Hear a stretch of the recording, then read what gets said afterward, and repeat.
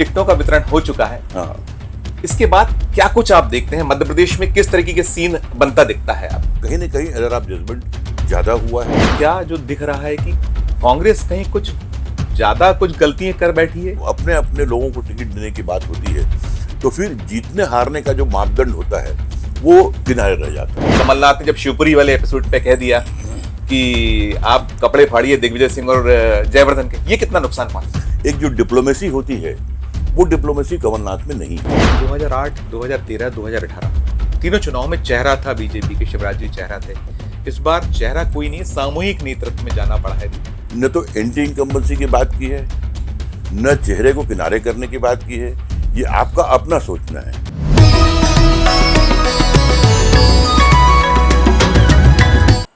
नमस्कार, मैं हूं संजीव श्रीवास्तव। आप देख रहे हैं 4 PM मध्य प्रदेश। मध्य प्रदेश में चुनावी सरगर्मियां पूरे उफान पर हैं। 5 राज्यों में चुनाव हैं, जिनमें मध्य प्रदेश सबसे ज्यादा लोगों की निगाह में है। देश के दिल मध्य प्रदेश में सीधी टक्कर कांग्रेस और बीजेपी में है। अन्य दलों ने भी अपने उम्मीदवार उतारे हुए हैं। सभी की निगाहें टिकटों के वितरण पर थी। टिकटों का वितरण हो चुका है। अब टिकटों के वितरण के बाद क्या कुछ समीकरण बन रहे हैं, क्या संभावनाएं बनती हैं? अभी दोनों ही दलों में टिकटों के बाद भारी विरोध के सुर भी देखने को मिल रहे हैं, आंदोलन प्रदर्शन भी हो रहे हैं। जो सारे हालात हैं, इन पर बात करने के लिए हमारे साथ आज एक खास मेहमान हैं। मध्य प्रदेश के बेहद वरिष्ठ पत्रकार, विश्लेषक, आपका 5 दशकों का अनुभव है। मध्य प्रदेश जब साझा होता था, छत्तीसगढ़ नहीं बना था, तब से लेकर अब तक बहुत सारे चुनाव और देश के चुनावों में भी आपने कई बार अपनी भूमिकाएं दिखलाई हैं और ऐसे विश्लेषक हैं जिनकी बातों को लेकर बहुत प्रमुखता से सुना और देखा जाता है। तो ऐसे ही वरिष्ठ पत्रकार श्री गिरिजाशंकर जी हमारे साथ हैं। आइए हम उन्हीं से सारे हालातों पर बात करते हैं। भैया, आपका बहुत बहुत स्वागत है हमारे इस कार्यक्रम में। टिकटों का वितरण हो चुका है। हाँ, इसके बाद क्या कुछ आप देखते हैं मध्य प्रदेश में, किस तरीके के सीन बनता दिखता है आप? देखो, चुनाव की तैयारियां या जिसको चुनाव प्रचार कहें, वो तो पिछले कई महीने से भाजपा और कांग्रेस का शुरू हो गया था, चुनाव घोषणा होने के पहले ही। और बहुत साफ सीन था कि कमलनाथ लीड करेंगे कांग्रेस के कैंपेन को और शिवराज सिंह चौहान बतौर मुख्यमंत्री वो बीजेपी की कैंपेन को। हालांकि कुछ इस तरह का परसेप्शन भी बना बीजेपी के अंदर कि शिवराज सिंह को हाशिए में किया जा रहा है, हाईकमान टेक ओवर कर रहा है, सब कुछ है, लेकिन वो ऐसा कुछ सामने आया नहीं। और वो सारा कुछ जो है चुनाव शिवराज वर्सेस कमलनाथ के रूप में उभर गया है। सबसे मुश्किल दौर होता है पॉलिटिकल पार्टीज़ के लिए चुनाव में जाने के लिए प्रत्याशियों का चयन, क्योंकि ऐसा कोई साइंटिफिक मापदंड नहीं है जो ये बताए कि ये फला कैंडिडेट जीत रहा है या दूसरा नहीं जीत रहा है। तो वो अनुमान के आधार पर, बहुत सारे दूसरे और मापदंड के आधार पर तय करते हैं। तो उसमें कई बार एरर ऑफ जजमेंट की गुंजाइश भी रहती है और वो हम देख रहे हैं। देखिए, चुनाव में टिकट बंटने के बाद कांग्रेस और बीजेपी दोनों में किस कदर बगावत हो रही है। तो कहीं ना कहीं एरर ऑफ जजमेंट ज़्यादा हुआ है, ऐसा लगता है। अब इसके बाद जो है वो एक केवल खाना पूर्ति है कि आप चुनाव प्रचार में जाएं, भाषण दें और बात कहें, जिसका सिलसिला काफ़ी पहले शुरू हो चुका है। तो अब नया कुछ कहने के लिए बीजेपी और कांग्रेस के पास कुछ है नहीं। होगा ये कि आने वाले दिनों में दोनों ही पार्टी के बड़े नेता जो हैं, जिनके आने का सिलसिला भी शुरू हो चुका है, उनके दौरे कुछ बढ़ेंगे, कुछ और नई बातें होंगी और लोगों को तय करना होगा कि हम किस तरफ जाएं। जजमेंट ऑफ एरर की आपने बात की, तो क्या जो दिख रहा है कि कांग्रेस कहीं कुछ ज्यादा कुछ गलतियां कर बैठी है? कैसा आप देखते हैं? जो टिकटों का ये माना जा रहा था, जब पहली सूची आई थी तब कहा था बहुत अच्छी सूची है, दूसरी सूची को भी लगभग ठीक माना गया, कुछ जगहों पर ऐसा लगा कि शायद कुछ गलती हो गई। लेकिन अब जो बगावत हो रही है, कांग्रेस तो ये आरोप लगा रही है कि ये बीजेपी करा रही है, उसके द्वारा प्रदत्त है। इस पे आपका कमेंट? नहीं, कोई नहीं कराता। दरअसल देखिए, ऐसा है कि कमलनाथ जो पार्टी के अध्यक्ष हैं प्रदेश के, उन्होंने बहुत पहले कहा था कि हम 4 महीने पहले प्रत्याशी घोषित कर देंगे और तैयारी हमारी हो चुकी है, लेकिन वैसा कुछ हुआ नहीं। मुश्किल दरअसल क्या है कि ये एरर ऑफ जजमेंट होना एक तो स्वाभाविक है, लेकिन कई बार ये एरर ऑफ जजमेंट बढ़ जाता है जब आप दो तीन तरह के मापदंड को एक साथ कर लेते हैं। चाहे बीजेपी हो चाहे कांग्रेस हो, उनका जो दावा हमेशा रहा है कि हम सर्वे के आधार पर टिकट देंगे। अब सर्वे के आधार पर टिकट देने की बात तो की जाती है, लेकिन होता दरअसल ये है कि जो बड़े नेता हैं उनका अपना आग्रह या उसको दबाव कह सकते हैं, उसके सामने सारे मापदंड सर्वे सब जो है वो किनारे रह जाते हैं। आप देखें कांग्रेस में भी क्या हुआ कि कमलनाथ को प्रेस कॉन्फ्रेंस में कहना पड़ा कि ये टिकटें तो दिग्विजय सिंह ने दी हैं या इस तरह का हुआ है। मैं उसी पे कहने वाला था कि उनके जो दोनों का हाँ, संवाद था। तो इसमें क्या होता है दरअसल, जब अपने अपने लोगों को टिकट देने की बात होती है तो फिर जीतने हारने का जो मापदंड होता है वो किनारे रह जाता है, और यही सबसे बड़ा एरर ऑफ जजमेंट है जिसकी ज़्यादा संभावना कांग्रेस में दिख रही थी, जो हुई। बीजेपी में थोड़ी कम हुई है क्योंकि वहाँ पर हाईकमांड इतना तगड़ा है कि जो दिग्गज नेता हैं वो अपनी बात दबी जबान से तो कह सकते हैं, लेकिन वो दबाव नहीं डाल सकते कि इन प्रत्याशियों को जो मेरे समर्थक टिकट दो। तो जाहिर है कि वहाँ थोड़ा कंपेरेटिवली कम असंतोष दिख रहा है। यहाँ ये माना जा रहा था जैसे इंडिया अलायंस बना मध्य प्रदेश में, भले ही अब ताकत तीसरी नहीं बची है, लेकिन कुछ कुछ कुछ जगहों पर वो खेल बिगाड़ा करती है। अब ये आ रहा है कि जो समाजवादी पार्टी के प्रमुख हैं, मुखिया हैं, अखिलेश यादव कुछ खफा से हैं, उन्हें 6 सीटों की बात करी, 6 टिकटें मांगी थी, वो नहीं मिल पाई। मायावती 111 उम्मीदवार अब तक उतार चुकी है, आप भी मैदान में हैं। तो ये सब चीजें हैं, क्या कांग्रेस को ज्यादा नुकसान होते देखते हैं या बीजेपी को भी इससे कुछ नुकसान होने वाला है? देखिए, इंडिया अलायंस में बीएसपी तो कोई पार्टनर थी नहीं। नहीं थी। सपा और आप जी। इन दोनों के साथ में बातचीत चल रही थी और सिलसिला आगे बढ़ रहा था। जाहिर है कि वो सिलसिला लोकसभा के लिए था, लेकिन उसको विधानसभा चुनाव में भी एक्सटेंड किया जा सकता था बड़ी खूबसूरती के साथ। जो दिल्ली की लीडरशिप है इन पार्टियों की, वो इसको लेकर बहुत गंभीर नज़र नहीं आई, और कमलनाथ जो मध्य प्रदेश के मुखिया हैं कांग्रेस के, वो इस पक्ष में थे ही नहीं। और बात कुछ इस तरह बिगड़ गई कि जो एक सौहार्दपूर्ण मुलाकात या बातचीत जो होनी चाहिए थी दोनों पार्टियों के नेताओं के बीच में, वो हो नहीं पाया, और जो एक तल्खी का वातावरण बन गया, तो उसका नुकसान कहीं न कहीं कांग्रेस को होगा। क्योंकि यदि कुछ सीटों पर सपा और कुछ सीटों पर आपके साथ कांग्रेस लड़ती तो उसकी गुंजाइश जो है जीतने की बढ़ सकती थी। लेकिन 2018 की जो सरकार गई, जब 18 में सरकार आई थी, तो कहीं ना कहीं ये बार बार सवाल हुआ उठा कि ये नुकसान यदि हुआ तो दिग्विजय सिंह ने जो सिंधिया को उकसाया, या कमलनाथ जी का जो व्यवहार था, जो उनकी थोड़ी सी जो अलग तरह की एरोगेंसी कह सकते हैं, एरोगेंसी की वजह से ये सरकार चलेगी। अभी भी जो कुछ हुआ, और अब सब कुछ ऐसा लग रहा था कि कांग्रेस एज पे है, जो लगातार आकलन आ रहे थे, सर्वे आ रहे थे कि एज पे कांग्रेस बनी हुई है, और टिकटें भी माना गया कि बहुत अच्छी टिकटें पहली बार शायद दी हैं, ऐसा एक जनरल परसेप्शन बन रहा था, आ रहा था, और विश्लेषक कह रहे थे, निकल के आ रहा था। वो जो एपिसोड हुआ दिग्विजय सिंह और कमलनाथ के बीच, खासकर कमलनाथ ने जब शिवपुरी वाले एपिसोड पे कह दिया कि आप कपड़े फाड़िए दिग्विजय सिंह और जयवर्धन के, ये कितना नुकसान पहुंचा सकता है? देखिए, कमलनाथ की जो स्टाइल ऑफ वर्किंग है, उसको आप अच्छा भी कह सकते हैं, खराब भी कह सकते हैं, लेकिन उनकी साफगोई जो है वो सार्वजनिक मंचों पर आ जाती है, जो कि राजनीतिक जीवन में ऐसा नहीं होना चाहिए। एक जो डिप्लोमेसी होती है, वो डिप्लोमेसी कमलनाथ में नहीं है। इसका नुकसान उनको सरकार में रहते हुए भी हुआ, और आज भी उसका नुकसान उनको हो रहा है, और कई बार उनकी ही पार्टी के लोग उनके इस साफगोई का कई बार दुरुपयोग भी करते हैं। तो इससे कमलनाथ को बचना चाहिए था, ऐसा मुझे लगता है। लेकिन जो कुछ एपिसोड हुआ, उससे जो आज असंतोष कांग्रेस में दिख रहा है, ये शायद उसकी वजह वो एपिसोड भी है कि उस एपिसोड ने थोड़े से जो असंतुष्ट थे, जो जिनका टिकट कट गया था या जिनको टिकट चाहते थे नहीं मिल पाया था, उन सारे लोगों को अपने असंतोष को दिखाने का एक मौका दे दिया। देखिए, आपने कहा वो साफगोई कहीं नुकसान पैदा करती है, और वो कह गए वहां।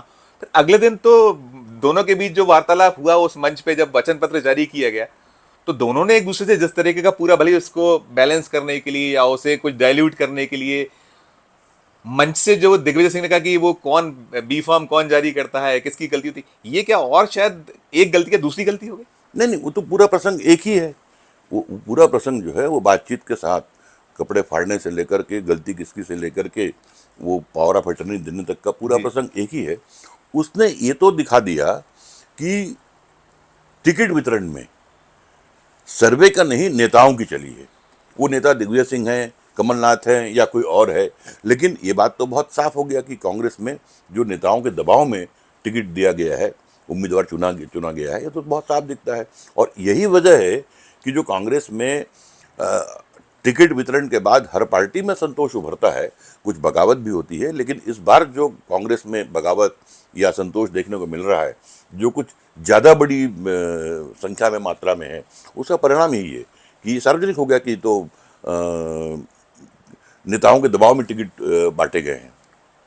बीजेपी में भी अंतर्द्वंद बहुत भारी है। जो टिकटें बटी हैं उसको लेकर, खासकर चौथी और पांचवी जो सूची हुई है, दोनों सूचियों को लेकर ऐसी उम्मीद थी कि कहा जा रहा था बार बार कि ये चौंकाने वाली सूचियां होंगी, बहुत बड़े पैमाने पे जो ऐसे चेहरे हैं जो जिनको लेकर रिपोर्ट्स थी, जो आपने सर्वे की बात की कि उनकी सर्वे में रिपोर्ट्स अच्छी नहीं थी, शायद टिकट कटेंगे, लेकिन उस पैमाने पर नहीं हुआ। उसे कैसा देखते हैं आप? नहीं, अब सर्वे में क्या था या क्या है, ये तो हम और आप नहीं कह लेकिन हम सकते। मैदानी स्तर पर तो देखते हैं जिनकी कमजोर हाँ, दिखता था कि नहीं जहां हम नहीं निकल के आते थे, हम नहीं नहीं, वो भी, चुनाव रिपोर्ट करने जाते तो वो लगता भी था कि मैदानी स्तर पर भी जो बात होती है ना, मैंने वही कहा ना कि ये आकलन करने का कोई ऐसा कोई मापदंड या कोई विधि नहीं है कि जिसमें ये मालूम पड़े कि फलां कैंडिडेट जो है वो कम लोकप्रिय है या कोई अधिक लोकप्रिय है, या कोई चुनाव जीतने वाला है या चुनाव नहीं जीतने वाला है। ये ऐसा कोई मापदंड नहीं है। ये हर एक का व्यक्तिगत आकलन है कि मुझे लगता है कि ये हार जाएगा, आपको लगता है कि वो जीत जाएगा। तो इसलिए जो एरर ऑफ जजमेंट की बात मैंने की, इसीलिए होता है। और जो सर्वे की जहाँ तक बात है, तो सर्वे में क्या निकल के आया और बड़े नेताओं ने क्या उसको देखा और उसमें क्या निष्कर्ष थे, वो हमको नहीं मालूम। लेकिन ये बिल्कुल तय है कि वो लिस्ट हमको, आपको या किसी और को कमज़ोर लगे या अच्छी लगे, लेकिन वहाँ पर उस तरह के दबाव का आभास नहीं होता टिकट वितरण में, जिस तरह कांग्रेस में नेताओं का दबाव दिखता है, जो वो बोल रहे हैं। उस तरह की स्थिति बीजेपी में नहीं दिखी।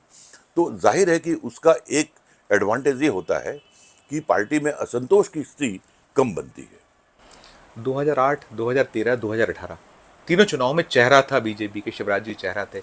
इस बार चेहरा कोई नहीं, सामूहिक नेतृत्व में जाना पड़ा है बीजेपी।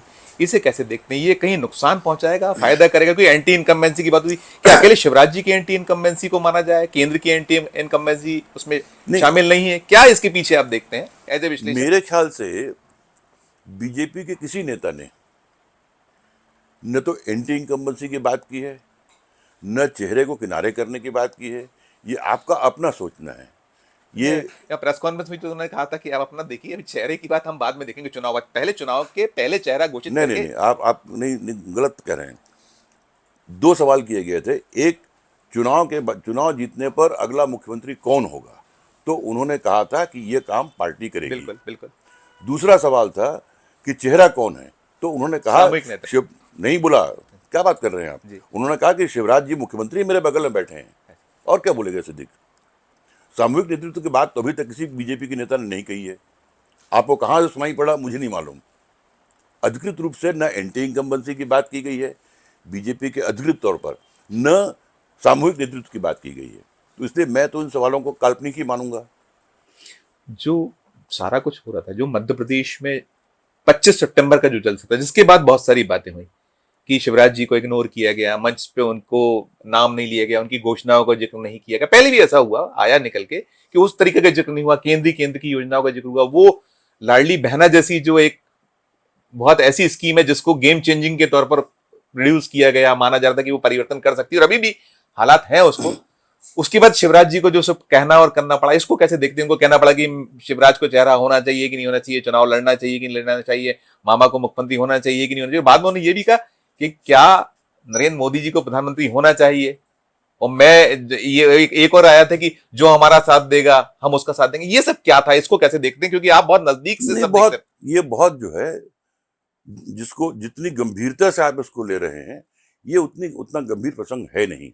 सामान्य तौर पर जो शिवराज सिंह की स्टाइल जो है, वो भाषण देने की, वो जहाँ भी भाषण देते हैं वहाँ पर लोगों से सवाल करना, वो हर हर हर हर आम सभा में करते हैं वो, कि आपको ये फायदा मिला कि नहीं मिला, ये ऐसा हुआ कि नहीं हुआ, और लोगों से जवाब वो मांगते हैं, हर सवाल पर मांगते हैं।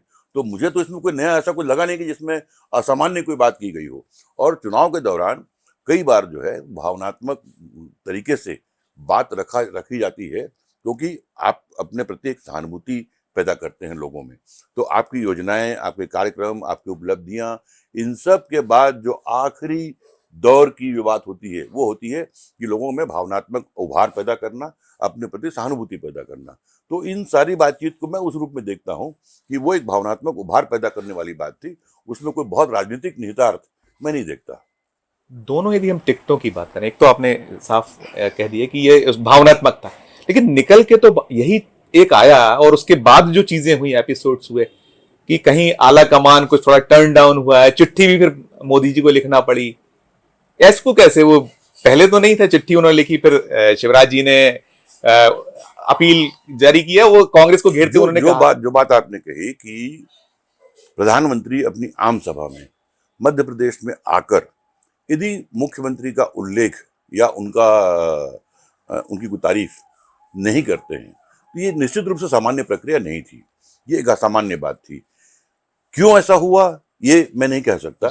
हो सकता है कि इसके कारण राजनीतिक न हो, कुछ और हो, क्योंकि कई बार क्या होता है कि नरेंद्र मोदी पैन इंडिया भाषण जो देते हैं तो उसमें राज्यों का उल्लेख नहीं होता, तो हो सकता है कि वैसा कुछ हो। लेकिन जो एहसास हमको आपको हुआ कि वो सामान्य नहीं था, शायद ये एहसास दिल्ली में भी हुआ हो, और उसको एक तरह से वो चिट्ठी लिखकर उसको उन्होंने समाप्त किया हो कि ऐसा कुछ नहीं है। तो मैं समझता हूं कि उस चिट्ठी के बाद तो वो सारे सवाल जो हैं वो खत्म हो जाते हैं। अच्छा, हैवी वेट जो लोगों को उतारना पड़ा है, पहले भी उतारा है, सांसदों को पहले भी प्रयोग हुआ है।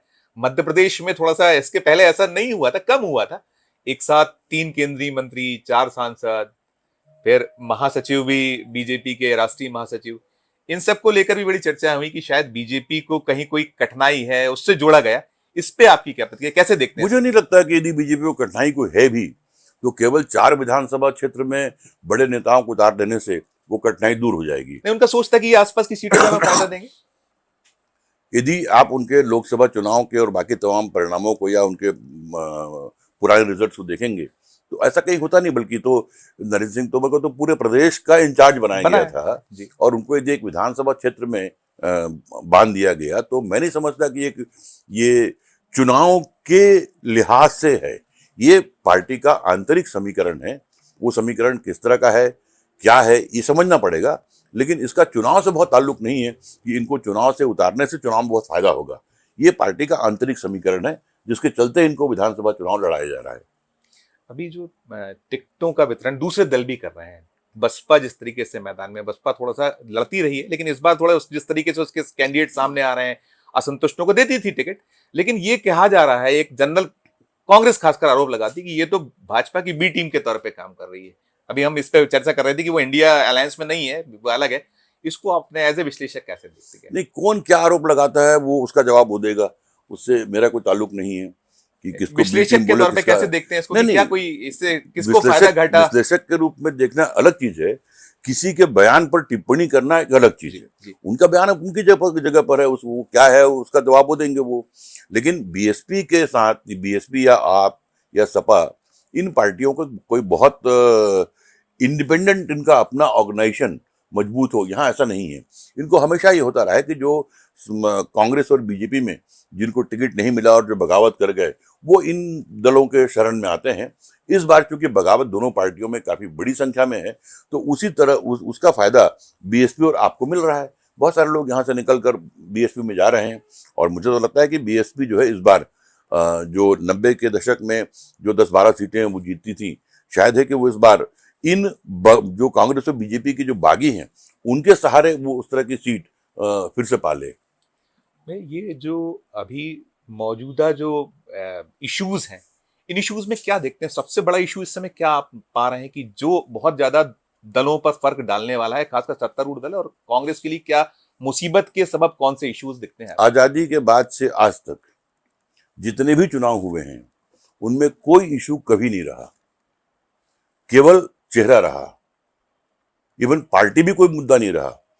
जो आजादी के बाद पहला दूसरा चुनाव हुआ वो कांग्रेस को नहीं, नेहरू को वोट था, इंदिरा गांधी को वोट था, अटल बिहारी वाजपेयी को वोट था, नरेंद्र मोदी को वोट था। तो यहाँ तो चुनाव में किसी मुद्दे को तलाशना एक एकेडमिक कोशिश हो सकती है, लेकिन मुद्दे होते नहीं है। वो मुद्दे होते हैं केवल चेहरा। तो पूरा चुनाव जो विधानसभा का मध्य प्रदेश में होने जा रहा है, उसमें मुद्दा है शिवराज या कमलनाथ, बस। और मोदी और राहुल गांधी में, प्रियंका गांधी में मोदी बहुत अप है, लेकिन इन दोनों को कैसे देखते? दोनों राज्य के चुनाव में इनका कोई बहुत मतलब नहीं होता, क्योंकि उनको मालूम है कि नरेंद्र मोदी मुख्यमंत्री नहीं बनने वाले हैं, या सोनिया गांधी, राहुल गांधी मुख्यमंत्री नहीं बनने वाले हैं। तो जो मुख्यमंत्री बनने वाले हैं उनके बीच मुकाबला होगा, उनके बीच लोग तय करेंगे कि उसको हमको चुनना है। अच्छा, ओबीसी का एक बड़ा यहाँ 50% से ज्यादा ओबीसी वर्ग है, बहुत बड़ा वोट बैंक है, और जिस तरह से कांग्रेस ओबीसी ओबीसी बात करी और टिकटों में भी परिलक्षित हुआ, लोगों ने बड़े उस ओबीसी वाले फैक्टर को आप कैसे देखते हैं? उसको लेकर आपका क्या आकलन है? क्या किसको घाटा फायदा? ओबीसी जो है, जो 50% से ऊपर हैं, वो अचानक तो पैदा नहीं हुए, बिल्कुल, वो तो हर चुनाव में रहे हैं। जी। तो उसका क्या असर रहा है? तो इसलिए जो है ओबीसी अलग से कोई फैक्टर होगा, वो मैं नहीं मानता चुनाव में। और बल्कि सवाल ये उठ सकता है कांग्रेस को लेकर कि आज अचानक ओबीसी का प्यार कैसे उठ गया आपको? कल तक ओबीसी के बारे में क्या था आपका एटीट्यूड? तो इसलिए मैं समझता नहीं हूँ कि बहुत मैटर करता है। वैसे भी आप देखेंगे कि जाति का जो प्रभाव है चुनाव में, बिहार और उत्तर प्रदेश में जिस तरह से वो प्रभावित करती जाति व्यवस्थाएं, मध्य प्रदेश में उस तरह का जातिगत प्रभाव चुनाव में नहीं रहा है। आखिरी सवाल, कि दोनों की जो लिस्ट है, हम क्योंकि बात कैंडिडेट पे ही आपने कहा कि पूरा कुछ प्रत्याशी पे निर्भर है और कमलनाथ और मुकाबला शिवराज के बीच ही मुख्यतः है, तो दोनों की सूचियों में बेहतर सूची को किसको देखते हैं आप? क्या दोनों में अब क्या देखते हैं? कुछ ये बताना बहुत मुश्किल है, इसीलिए मुश्किल है ये, क्योंकि ये तय करना कि कौन अधिक जीतने वाला है, कौन कम जीतने वाला है, ये आकलन तो कभी हो ही नहीं सकता। और जो भी इसका आकलन करने की बात करता है, वो आज की तारीख में अभी, क्योंकि अभी चुनाव में कम से कम 20 दिन 25 दिन बाकी हैं, और अभी तो नाम वापसी की तारीख बची है। नाम वापसी के बाद स्थितियां क्लियर होंगी, तब ये बात जरूर हो सकती है। लेकिन आज की तारीख में केवल सूचियों के आधार पर ये तय करना कि इनकी सूची अधिक है, अच्छी है या उनकी कम अच्छी है, ऐसा बहुत मुश्किल है, वो संभव नहीं हो। हमसे बात करने के लिए बहुत बहुत धन्यवाद। आपने हमारे लिए समय निकाला, हम शुक्रगुजार हैं आपके। धन्यवाद। ये थे मध्य प्रदेश के वरिष्ठ पत्रकार श्री जयशंकर जी, जिनका साफ कहना है कि मध्य प्रदेश में चुनाव तो सीधे सीधे कमलनाथ और शिवराज के चेहरे पे होने वाले हैं। ना तो यहाँ मोदी फैक्टर है, ना कोई राहुल गांधी, प्रियंका गांधी चलने वाले हैं। कुल मिलाकर सीधा मुकाबला कांग्रेस और बीजेपी के बीच पाने। और एक नई जो आपने बात कही कि इस बार शायद बसपा बड़ा एक खेल कर सकता है, बड़ी सीटें लेकर आ सकता है। आज के इस एपिसोड में इतना ही। हम फिर किसी नए वीडियो के साथ आपके समक्ष उपस्थित होंगे। हमारा ये मध्य प्रदेश का चैनल नया है, इसे लाइक कीजिए, इसे सब्सक्राइब कीजिए, हमारे इस वीडियो को ज्यादा से ज्यादा लोगों तक शेयर कीजिए और देखते रहिए 4 PM Madhya Pradesh, 4 PM national और 4 PM हमारे अन्य राज्यों के चैनलों को। धन्यवाद, नमस्कार।